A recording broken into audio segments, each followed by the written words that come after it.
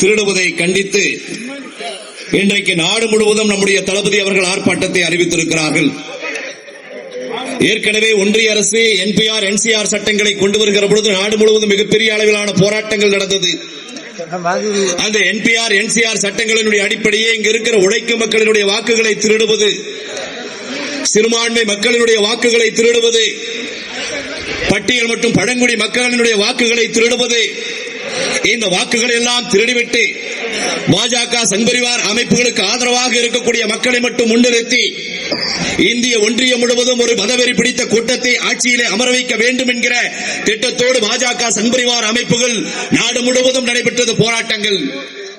அந்த போராட்டங்களின் பயனாக NPR NCR சட்டங்களை எல்லாம் நிறுத்தி வைத்துவிட்டு அதனுடைய மறு உருவமாக இன்னைக்கு SIR என்ற சட்டத்தை ஒன்றிய அரசு கொண்டு வந்திருக்கிறது என்றால் இந்த மக்களினுடைய சட்ட அமைப்பு வழங்கியிருக்கிற அடிப்படை உரிமைகளை பறிக்கிற செயலை மோடி அரசு செய்து கொண்டிருக்கிறது. தமிழ்நாட்டிற்கு எதிராக ஒவ்வொரு நேரத்திலும் ஒவ்வொரு நிமிடத்திலும் மோடி அரசு செயல்படுகிற விதம் நாம் அனைவருக்குமே தெரியும். தமிழ்நாட்டில் இன்றைக்கு தொழில் வளர்ச்சி ஏறக்குறைய 10.5ற்கு மேலாக சென்று விட்டது.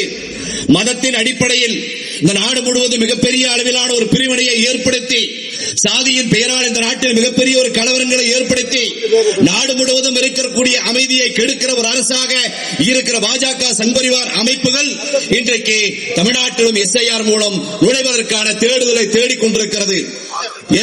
தோழர் ராஜீவ் அவர்கள் சொன்னதை போல இது தந்தை பெரியாரால் பண்படுத்தப்பட்ட பூமி, முத்தமிழர் கலைஞர் அவர்களால் உருவாக்கப்பட்ட பூமி. இங்கே ஒருபோதும் பாஜக சங்பரிவார் அமைப்பினுடைய வேலையில் ஈடுபடாது. நீங்கள் OPS தொடரலாம், எடப்பாடியை தொடரலாம், டிடிவியை தொடரலாம், எங்க அண்ணன் முத்துவேல் கருணாநிதி ஸ்டாலின் அவர்களுடைய முடியை கூட உங்களால் தொட்டுவிட முடியாது. ஏனென்றால் இது பெரியாரால் பண்படுத்தப்பட்ட பூமி. அண்ணன் செந்தில் பாலாஜி அவர்களால் இன்றைக்கு மேற்கு மண்டலத்தில் மிகப்பெரிய அளவிலான ஒரு எழுச்சியை உருவாக்கப்பட்டிருக்கிற இடம் இந்த மாவட்டம்.